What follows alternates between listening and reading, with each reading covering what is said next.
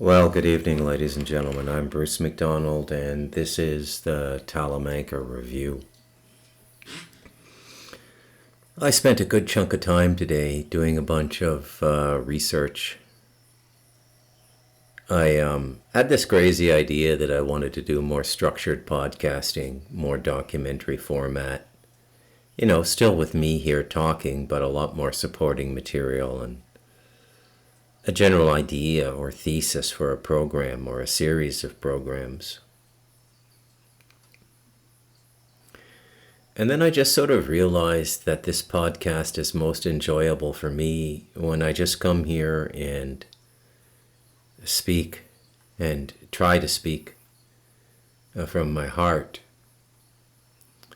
and just share my perception. The structured podcasts will come when they come by spiritual direction. I can't sort of manufacture them because I'm enamored with AI now. I'm in all the way, man. At least at this desktop developmental level, I'm in all the way. And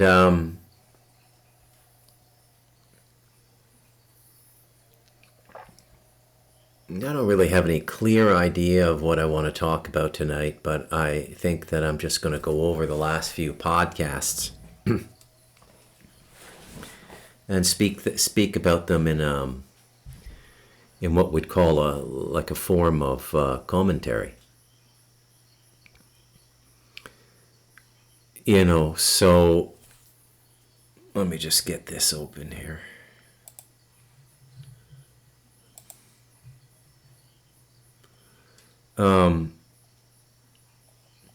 So I think one of the things that, I'm really trying to do in the Talamanca Review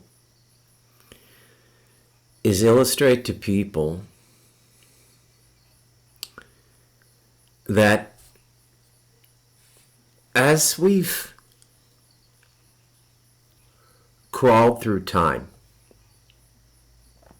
generationally, as a people, the West, and in particular North America, and in particular the United States,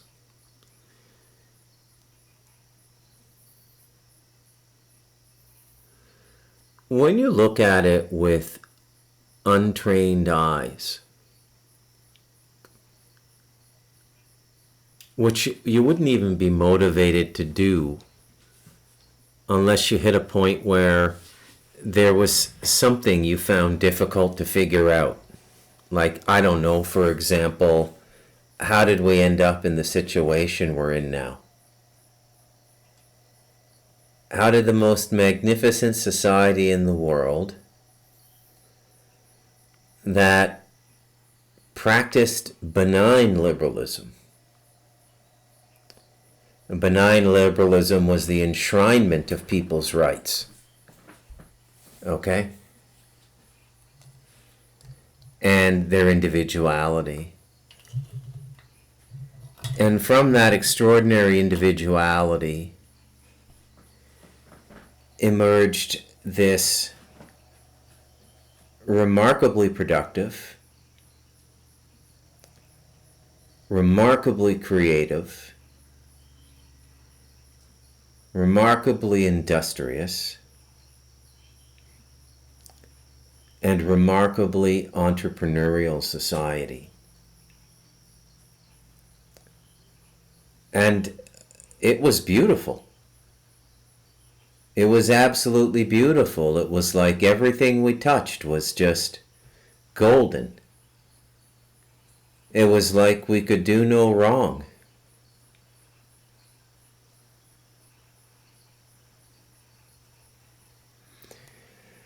And then we've had these leadership epochs that we remember.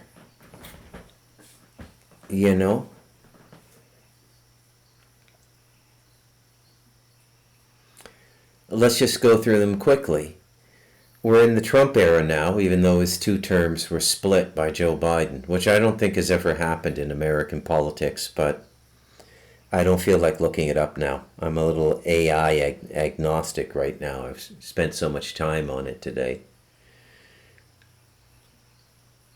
So we're in the Trump era now. And before that, we were in the Obama era. And the Obama era lasted for 8 years. And before that, we were in the Bush Jr. era, which I think really intelligent historians will look upon that as the presidency of Dick Cheney and Donald Rumsfeld.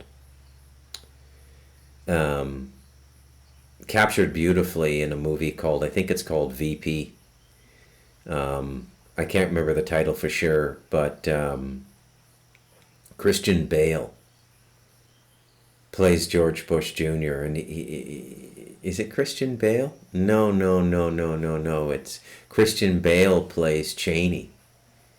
And he put on like 50 pounds to play Cheney. Got his hair done, and it was just one of the best Christian Bale roles ever. And I forget the guy. I forget the guy who played George W. Bush. He was just in the 3rd season of The White Lotus as the degenerate expat in Thailand.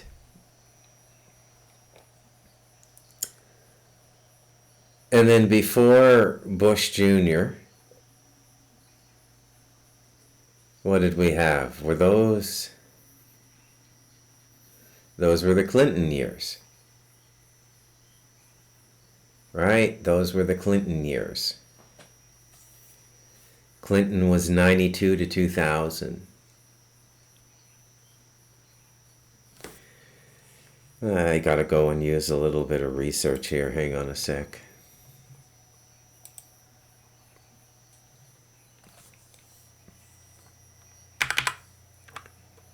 Please list the U.S. presidents since 1945 and the dates they served. Service being an optional quantification. So we had 8 years of Harry S. Truman, and that's 45 to 93. And Truman would have been at the beginning of the formation of what we're looking at as the deep state today. Okay, then we get Dwight D. Eisenhower. Eisenhower also gets 2 terms. He's 1953 to 1961. His granddaughter Laura is all over the internet for the last decade talking about extraterrestrials and the meeting her grandfather had, if that's any interest to you. And then we get a very short 2.5 or 3 year presidency from, maybe even 2 years, from John F. Kennedy. They got rid of him real quick, 1961 to 1963. So Truman and Eisenhower set the whole thing up. Okay? Now, what I'm talking about is the evolution of the decisions that brought us to where we are now, which is utter dependency, borderline bankruptcy, and what appears to be the end of Western civilization. Although things never really end. You know, the Germans are a thriving economy 80 years after being defeated in World War II. I mean, nothing really ends. Very interesting how it all works. So Truman and Eisenhower probably are the ones that set up. This is the beginning of the ET narrative, which, by the way, is also the beginning of open rule by high ritual magic. You need to understand this. There's a reason I oscillate between technology and magic, and I talk about these things extensively in all 3 books. Stardust Ranch, The Incredible True Story, The Light of Darkness, A Warrior's Tale for Our Time, and The Devil in Us, A Memoir of You and Me. Great title, by the way, if I might pat myself on the back. Now, I would throw the extraterrestrials into the world of the high ritual magicians, even though they seem to be appearing as scientists now. But we've reached the point, just as Arthur C. Clarke said, at their highest expressions that he knew of, and probably the expression of both go way beyond what he knew. But he said at their highest expressions, science and magic are the same thing. Or you wouldn't be able to tell the difference between them. And I understand that now. After this journey that I've been on.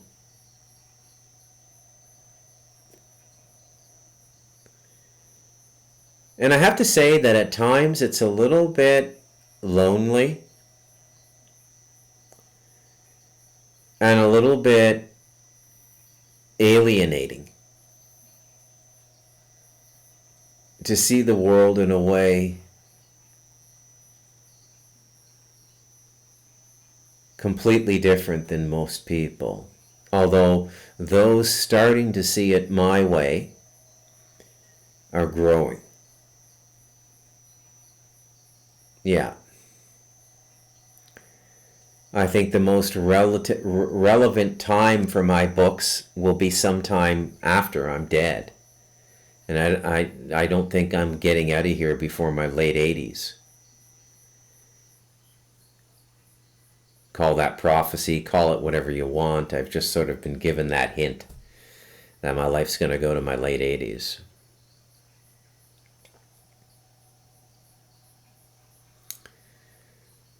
It might happen before I'm gone, but for the most part, people don't understand what I'm talking about. They understand parts of it. They're like grabbing at threads. But they can't see the pillowcase. They can't see the sheet. They can just see the thread hanging off of it. Not the best metaphor. Sometimes I'm a little bit metaphor stale. It happens, But my thesis is, and I think it comes through very clearly in the trilogy of books, with Galactic Historian just being an aberration, an interloper, a piece of shit got into my space and squeezed a book out of me for his own benefit, which I feel very violated by, actually.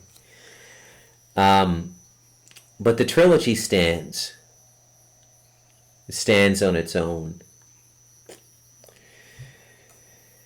And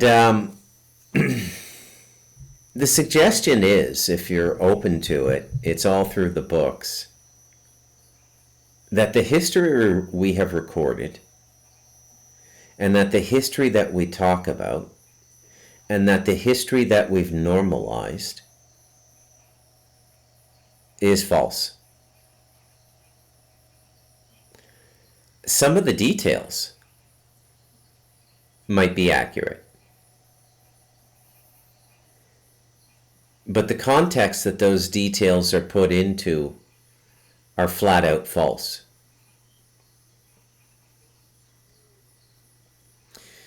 I've written about this extensively. I think I reference it in all 3 books. That to get the truth of something, you have to get the context and the details. Okay? You can go out to England and find a crop circle, and you've got the detail. Here's a crop circle. the context you form around it is completely speculative if you don't know how the crop circle was formed. Oh, an alien craft landed here, or something orbiting the planet projected an invisible force field down that created this beautiful mandala in a cornfield in Britain. But you don't know that. All you get is the detail.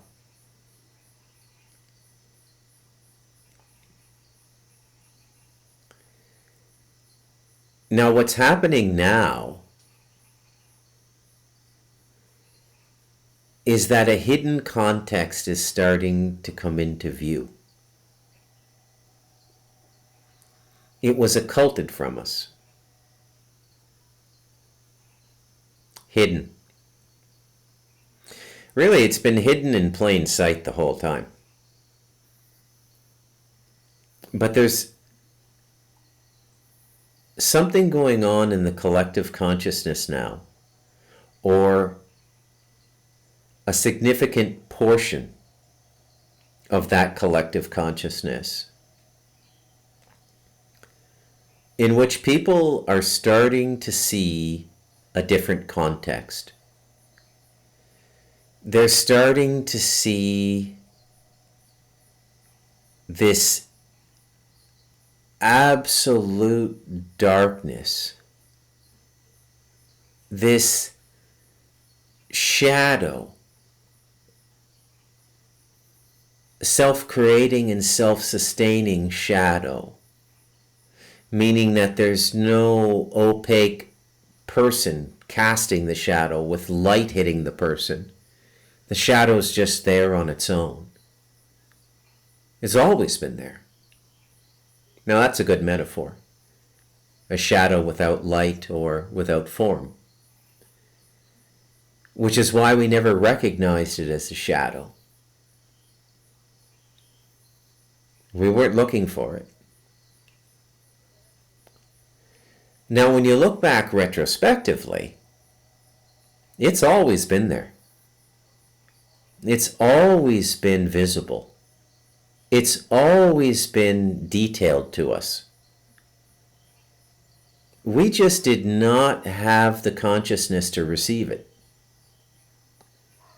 We couldn't decipher it. We couldn't decrypt it. We did not know what we were being told.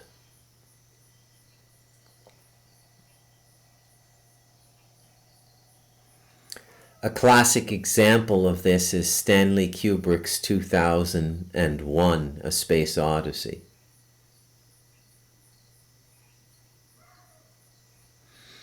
It's very interesting that he chose that year 2001 as well, because that's the year that the open war on the American people began, and the overt, rather than covert, agenda to collapse American society and Western leadership of the world began. So what is unique about the end of the Western Empire is that it hasn't been brought about by force or conquest. We haven't been conquered. We are subsuming the Western Empire. We are willingly sacrificing it at the leadership level.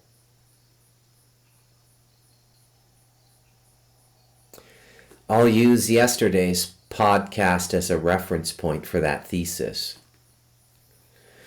Now, I want you to internalize this, because it's very important, okay?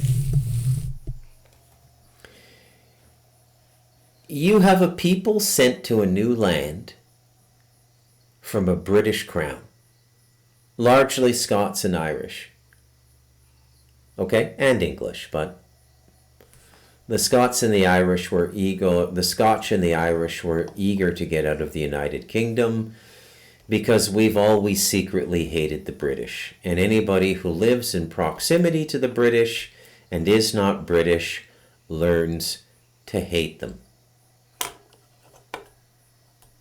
And history is why. You know, they've been an evil people, a very dark people for a long time. You know? And what they practiced on the world when they got the Bank of England and the big navy and their explorations began, they learned to do by practicing on the Scots and the Irish and the French. But the French were a completely other sovereign country, you know. But the Scots and the Irish were really, I would say it hasn't really even changed to this day, that the Scots and the Irish were guerrilla populations in the United Kingdom that had to be maintained with surveillance, counter-surveillance, manipulation, bribes, payoffs, and outright thuggery. In the case of the Irish, recent history. More ancient history, they did it to the Scots too.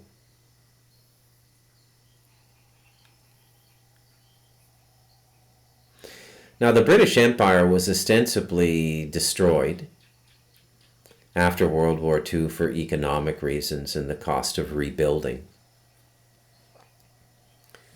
But the power center never went away, and the power center is London City, what they used to call the Jewish Quarter. And this ability of the Jews to motivate populations through incentivized credit systems geared toward the lower chakras, your dick, your ass, and your stomach, has always been a unique genius of theirs. You gotta tip your hat. Don't consider anybody your enemy. Look at the stream of events going on in your life and go, what's interesting the way they do that? Don't look at it through a lens of good or evil. Just look at it at the lens of self-expression and survival, which every culture on the planet is trying to do. They just seem to be a lot better at it than most people. I mean, tip your hat, man. Give them their due.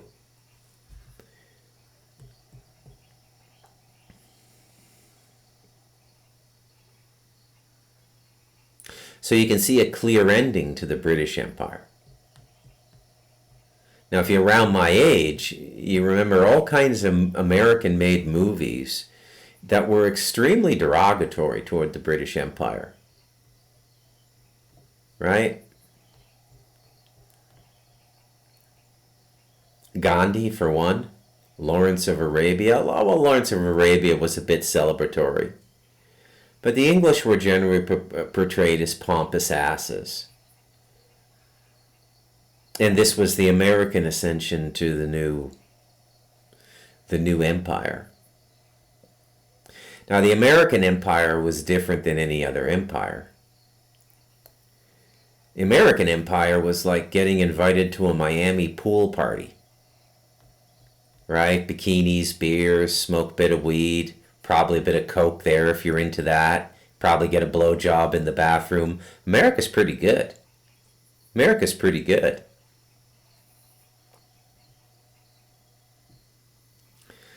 The Ottoman Empire, which was a Turco-Muslim empire. The Turks have always been very, very powerful people. They're in a little bit of a retreat now as a society, a little bit of a turtle shell. But do your research, they were profoundly remarkable people. Stimulated all kinds of art and math and science, and tip your hat, man, the Turks are an extraordinary people. Now, their empire got wiped out after World War II as a leadership force in the world. But they still had an inner core that was very powerful. These internal cores, these inner earths, if you will, of nation-based empires retain their vigor and their strength long after the formal end of the empire. The Italians have been a powerful force over the last 2,000 years, and not just because of the Vatican. They've been a very powerful force in 20th century. They've been a very powerful force in 20th century America. Unfortunately, most of it is due to the dark side of Italian culture, which is La Cosa Nostra, the Mafia, El Gomorra, as they call it now. Structured crime syndicates based on very intelligent people with an unyielding will to survive when their empire is faded, but they refuse to live outside of empirical glory. Fascinating. The Austro-Hungarian Empire was, my history is a bit hazy on that. I think that was partly decimated as well in World War II. That was also very powerful. And then you go back further into history and you have the Prussian Empire, which was a combination of Russia and Germany. Which, by the way, there was a legitimate fear in intelligence circles of Russia and Germany forming ties with each other in the midst of the Ukrainian conflict based on their shared history and based on the connective tissue that still existed between the two countries through the East German secret police, the Stasi, obviously retired since 1990. But it's only 35 years, and a lot of the people who worked closely with Moscow in Germany, in East Germany, are still alive. And so there was this backdoor channel to communication and a possible solution to the Ukrainian war. And that's one of the reasons, one of the strong reasons that the Biden administration, the CIA under the Biden administration, decided to blow up Nord Stream 2.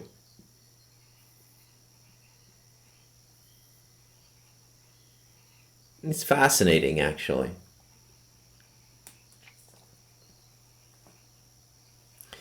But the American empire was never defeated.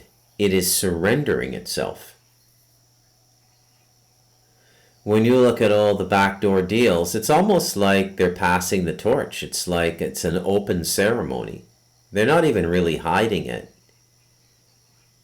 China's the big threat now. We created China. We taught them how to build factories. We taught them how to manufacture to our specifications. We used them as cheap labor all through the 90s. Basically a form of slave labor. We became addicted to it. In 2001, same day as 9/11, by the way, September 11th, 2001, according to an email I received from the Shanghai Chamber of Commerce, and I was on the mailing list, because I've always been interested in China after my time in Taiwan. I received an email, very congratulatory, self-congratulatory. China has been accepted into the World Trade Organization.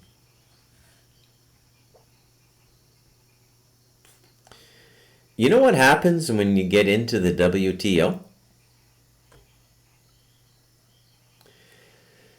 You get access to the entire patent library of the member countries.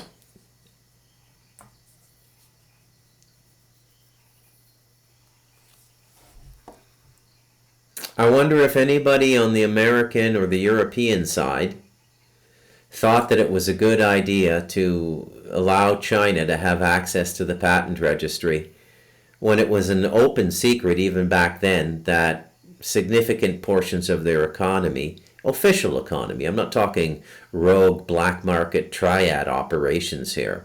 I'm not talking Gucci bags. I'm talking Apple, IBM, Lenovo.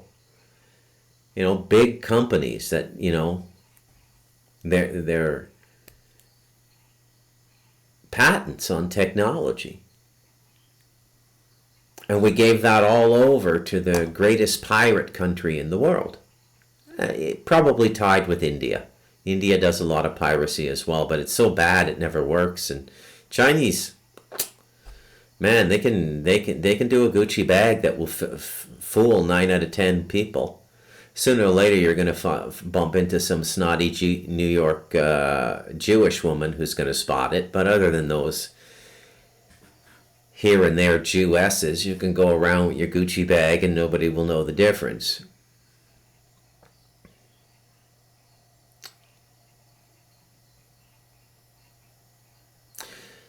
So we created the enemy we face today. We literally created it. This entire pseudo-conflict we appear to be in, when looked at properly, and you're not going to get this from anybody out there. You're not going to get this from Jeffrey Sachs. You're not going to get this from John Mearsheimer or whatever his name is, or any of the intelligent critical voices of the present day American administration. They bring up some very relevant information, but they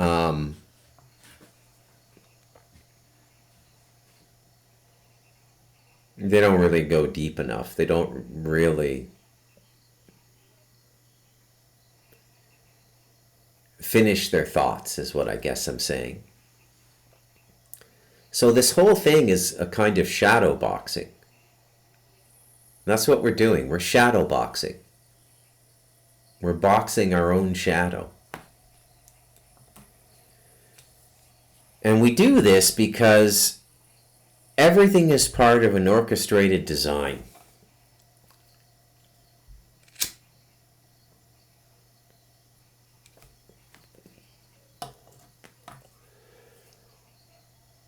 And this is the shadow I referred to earlier, the shadow that is not the product of blocked light because there's no form blocking the light, nor is there any light. The shadow just exists. And it's been creeping along beside us since the end of World War II, maybe earlier than that, but I couldn't authoritatively give a narrative for that. I see it very clearly from World War II onwards.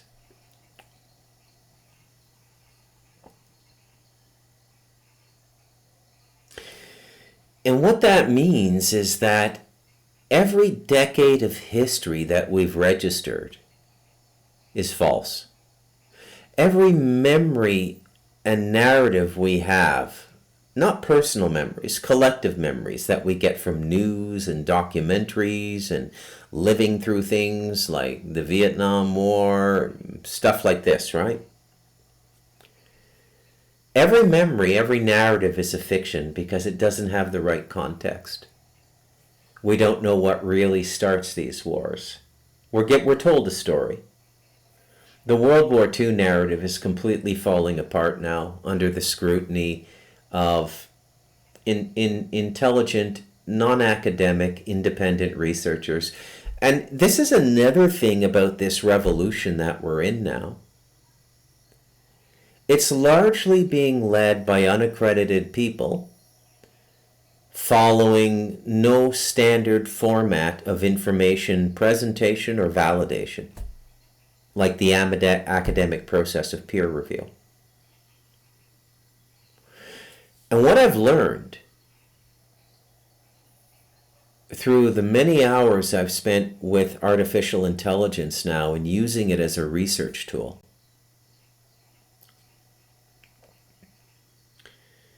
is that all of these phony narratives are going to fall apart now. They're all going to fall apart.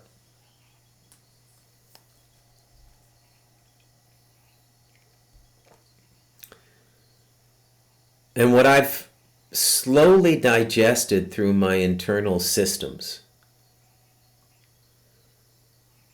My emotional system, my spiritual system, my mental system, my physical system, because a lot of this information that has passed through me, let's be honest, it's very toxic. It's the documentation of the shadow that blocks no light. Right? It's very dark, all the stuff they do with children, what they think of us, what their plans are for us. I worry about people who are going to try and digest all of this information very quickly, because I think avoiding it is inevitable, or not being able to avoid it is inevitable.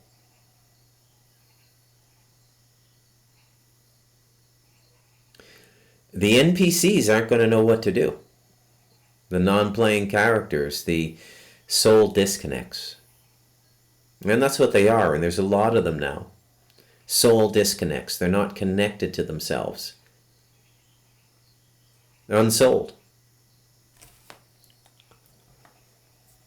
They're not going to know what to do.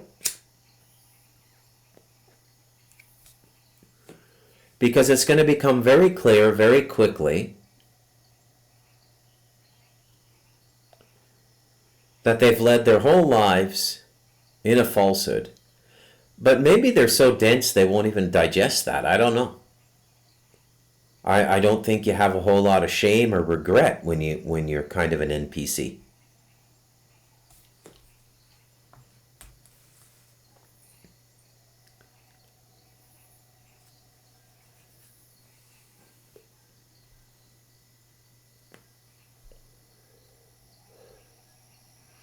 All that's going to go away. In a lot of ways, and I hope you don't mind me saying this, but in a lot of ways, the collapse of the West is going to be a blessing. Because we're going to see the shadow that brought about our collapse.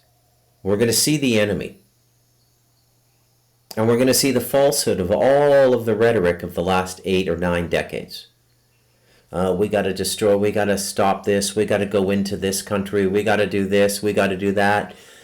And there's going to be a tremendous amount of shame and a tremendous amount of regret.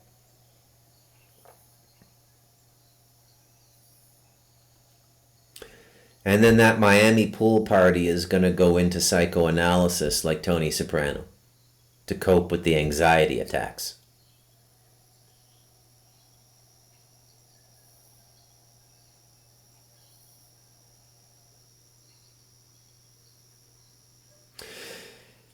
Now, because the last 24 years since 9/11 have been so overt, beginning with 9/11, nobody bought that story even from the beginning. Nobody bought it. But they did it. And officially, you can't really question it. I mean, pseudo-rogue journalists like Tucker Carlson is kind of, going over 9/11, going over all this stuff.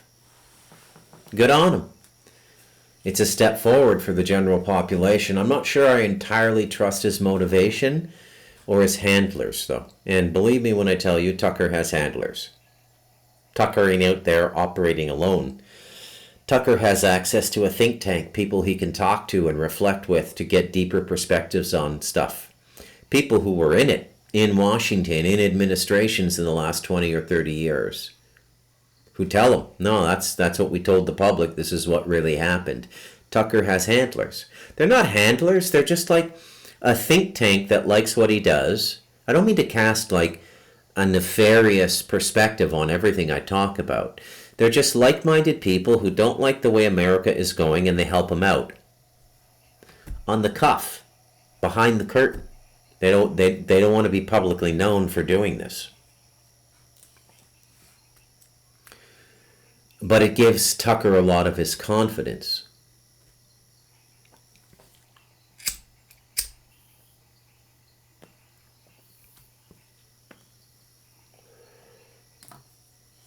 But the whole Boy Scout routine is not going to survive if he's really going to go into the shadow that blocks no light.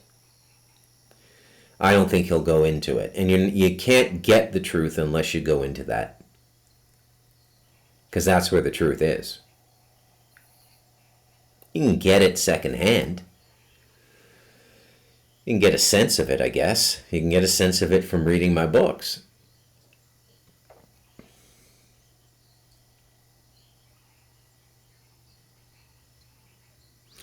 So let's finish this up, this history of leadership in the United States since Truman, okay?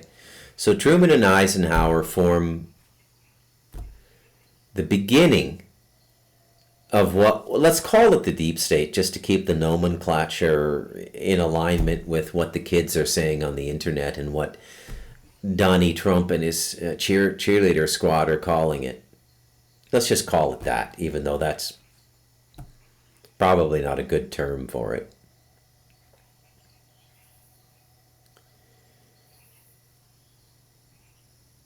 When you're given a realm,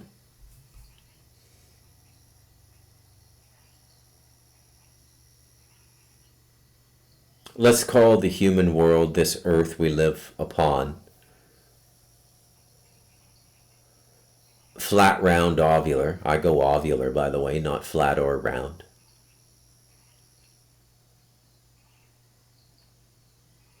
Let's call it a realm. And we can fairly well say that human beings are the stewards of this realm. I don't think there's anything controversial about that. We're the stewards of this realm. There's nothing smarter than us, more organized, or more self-aware than us in nature that we know of.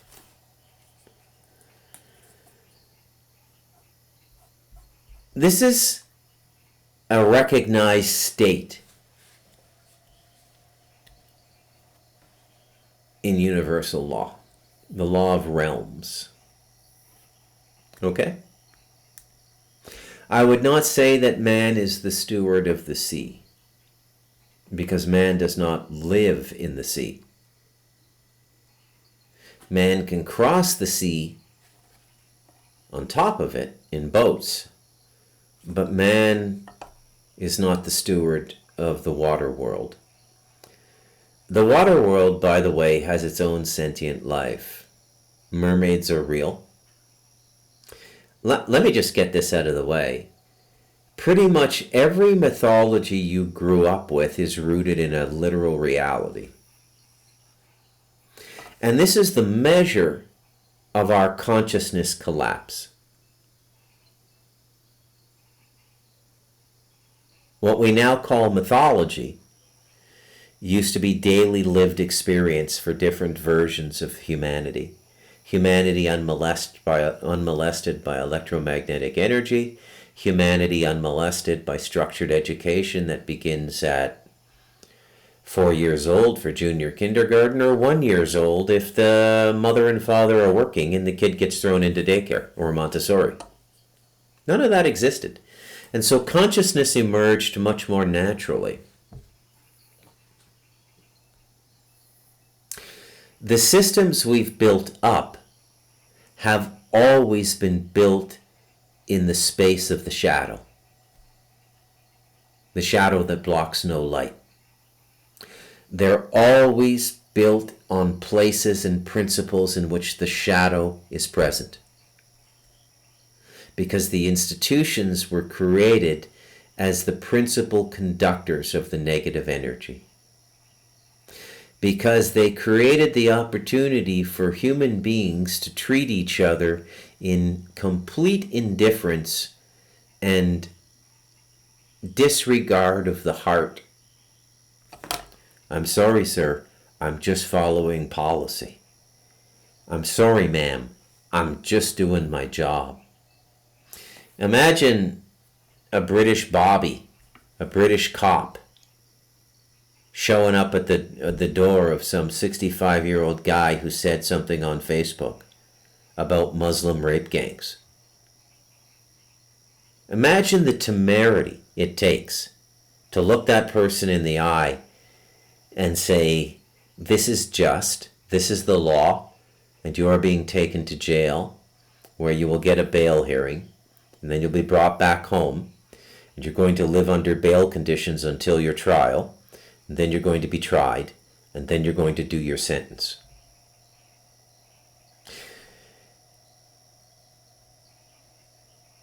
When we talk in alternative media or internet op-ed, which is what the Talamanca Review is, for the most part, we always talk in terms of the oppressive forces bearing down on us. Corrupt governments, corrupt officials, they're pedophiles. I've covered this extensively.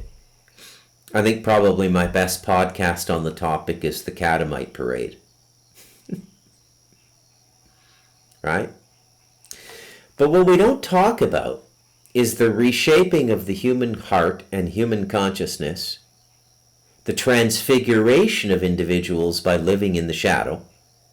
And if you work for a system, you're living in the shadow.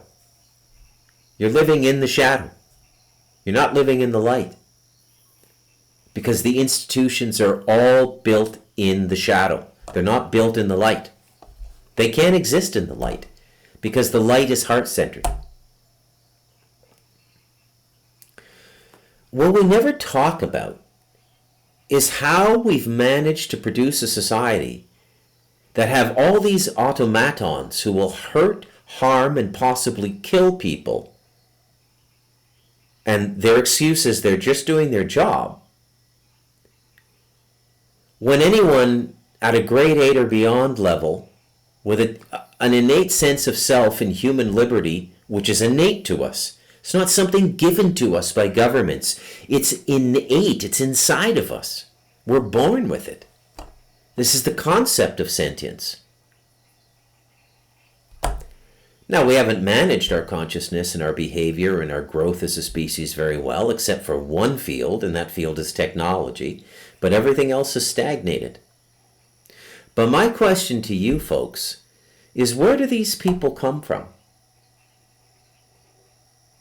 Where do these cops come from who can go and read the charge sheet for why the person is being arrested and say, he said that he desperately disapproves of Pakistani rape gangs in London and wishes the constabulary, the courts, and the solicitor's service would do something about it. He needs to go to jail. Now, if they're not in that mindset and I'm misjudging them, imagine what they're doing to themselves as human beings by performing that action for the Queen. They're eviscerating their hearts. I'll bet you vast numbers of them are alcoholics or drug addicts functioning on the job. Functioning addicts. Because how else do you cope with that? How else do you cope with something like that? How do you do it?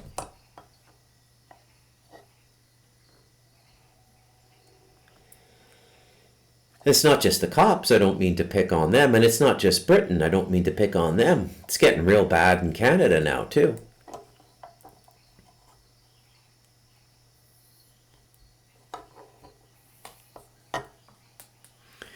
You know, many years ago, I coined a phrase on my radio show, and I said, going into the future, the human race has two choices, and they're both Jewish.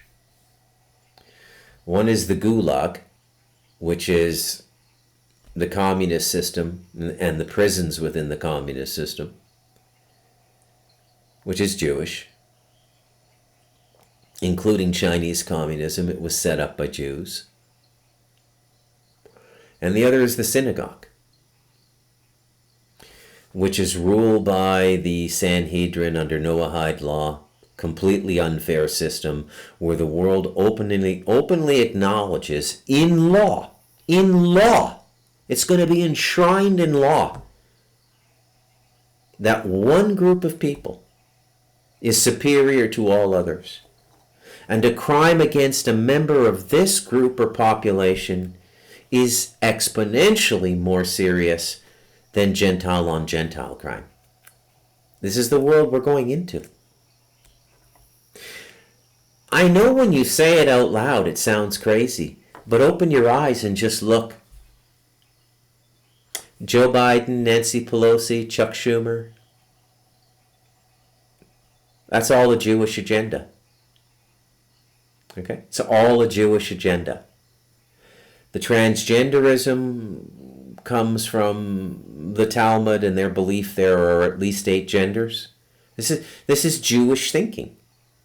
And it's been pushed into academic institutions. There's loads of pseudo-research supporting it. It's not real research.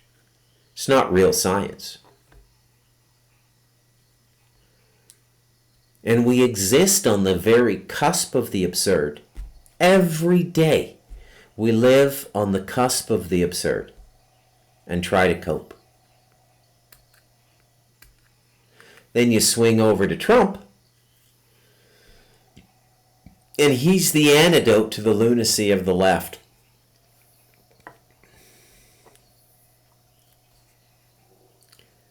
But not really. He appears to be just serving another side of the Jewish agenda. And you have to wonder, how did this small group of people get so much power? And power cannot be retained without force. Begging the question, what is the force backing up the Jews?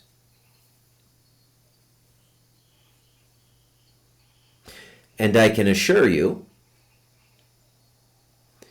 it's not bribery or extortion or compromise like Jeffrey Epstein. That might be 2% of it. But there's a force there.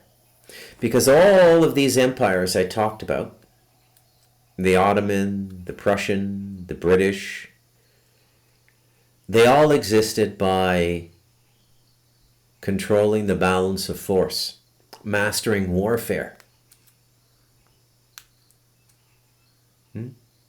And this is the history we record. These are the details of the decade by decade we've lived since World War II. But not the context. Within this context is the plan,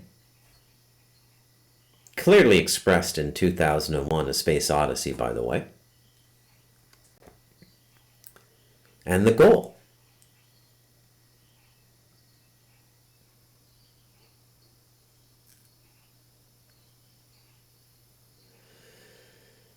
And the force that the Jews have is ritual magic.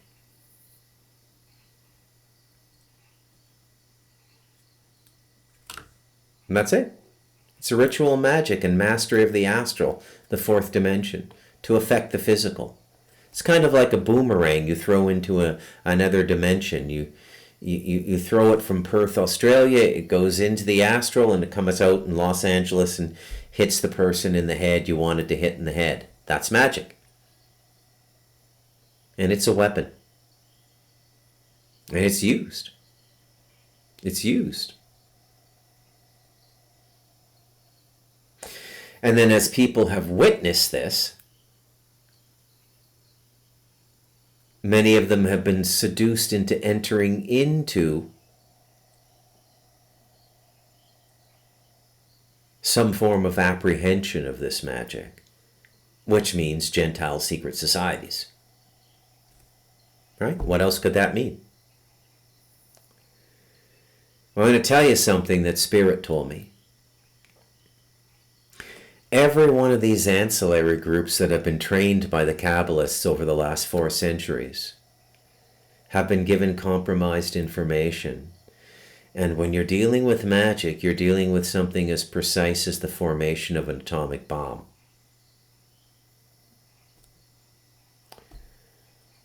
1 millimeter off in your measurements, whether those measurements be length, width, or volume, and you blow up. Or you become the plaything of very dark things in this fourth dimensional world. And all of these secret societies have been set up to fall as well, because there will be no power sharing, because the nature of power is that it's not shared. And this will even go into the Jewish world. They will stratify even the Jews. At the top will be the Sanhedrin and the rabbinical classes most proficient in black magic, which appears to be Chabad Lubavitch now. Now you know why they dress the way they do. Okay? They're literally advertising who they are to you.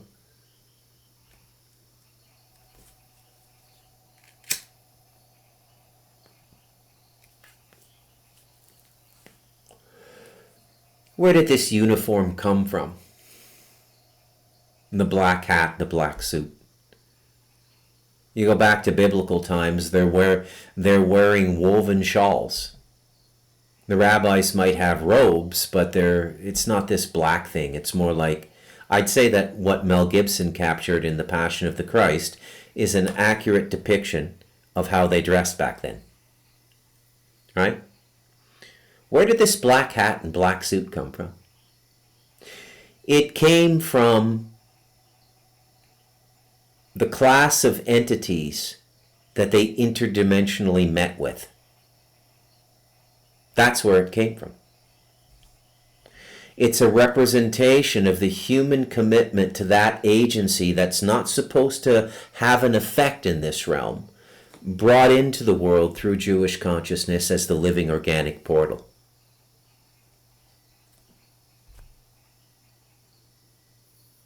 At a certain point in this journey, everything just becomes apparent to you.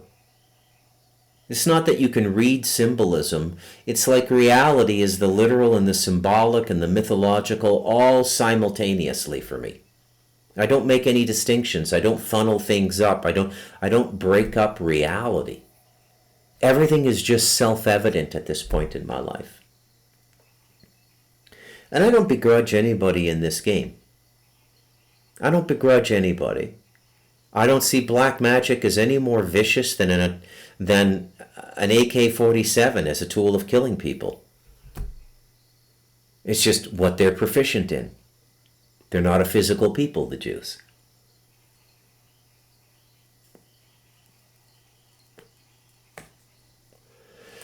In fact, if this entire narrative I was telling you culminated with the Jews returning to Israel, getting their third temple, and living peacefully as a nation among nations, holding power representative of their population in the global population, and sovereignty over their own lands, I would say, well done. Well done, man. Good for you. You fucking crawled through the mud for 2,000 years after those nasty fucking Romans blew up your temple, made all those people commit suicide in the cave on the cliff, and now 2,000 years you've completely reconstructed your society. Fucking good on you, man. The means may have been diabolical. War by deception is not the Mossad's motto. It's the Jewish motto. It's the Jewish motto.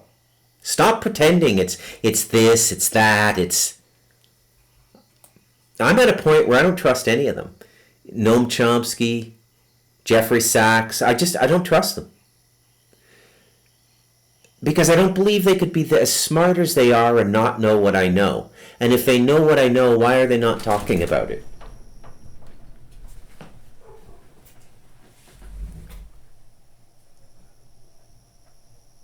Holy shit. Earthquake.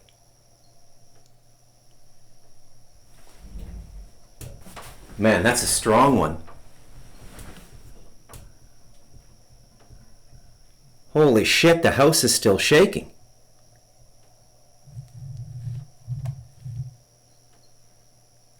I shit you not, man. I'm in a 6.5 right now. The whole fucking floor is moving like I'm at the Disneyland.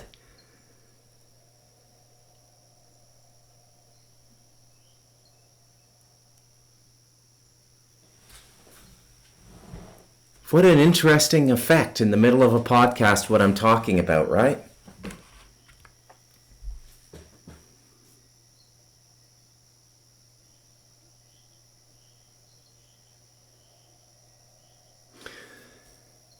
Earthbag House was built to withstand earthquakes.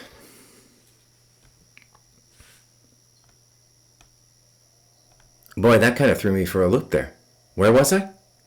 That lasted about 6 or 7 seconds. You can gauge the intensity of an earthquake by the length of time the Earth is moving. So like I've been through a lot of like 4.5s and 5s. You know what they're like? They're like you're sitting in a beach chair or a pool chair, a floaty chair. You know, you're just floating in a pool. You got your Miller Genuine Draft there and you're just enjoying the sun. And some fat kid does a cannonball and the chair goes like this once. That's a 5. What just happened here lasted about, like 7, maybe 7, 8 seconds. I was like 6.5, maybe a 7. Right in the middle of this narrative I'm giving too. What are the odds?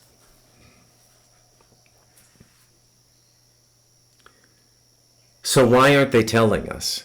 Why can't we have an open theological debate? Why doesn't Sadhguru out them? Why don't any of these Eastern mystics out them? Well, they reach a state of consciousness where they just don't want to be. They're just detached from it all. It's all an illusion, don't you know? You know what I say to that? Fuck you. You got a body, you're living here, this reality is happening. Even if your consciousness can go to other realities, you have no moral right to abandon this reality because you've deduced it's fucking illusion. It's not illusion. Right? It's not illusion.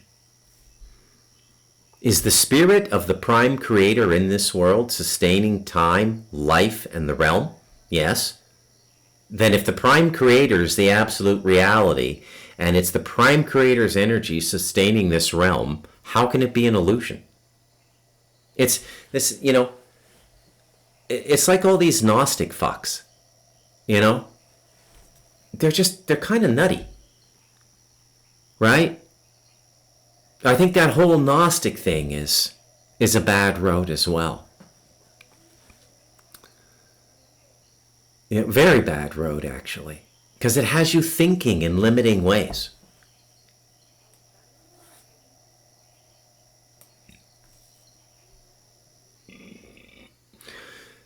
So this shadow, let's get back to my main thesis. There's been this shadow following us through every decade, and we don't notice it because it's a non-normative shadow. It's a shadow that exists, but it's not the form of anything blocking light. It's just there. Where'd that shadow come from? Well, now we're sort of starting to figure it out. And I'm telling you, AI is the icing on the cake. So we're going to find ourselves very quickly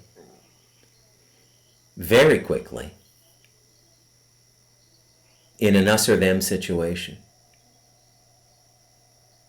And I'm talking about the world and the Jews. I'm going to make a prediction on the Talamanca Review tonight. I'm going to predict that by 2040, or maybe earlier, maybe a little bit later, but I'll hold to 2040 for now. I think a global court and system is going to be convened, kind of like the UN court, but not as hokey as it is now, because the UN is controlled by diabolical forces. Oh, and by the way, the corollary to the ritual magic is the money, which is an expression of ritual magic in daily practice. Okay? Can't forget that. And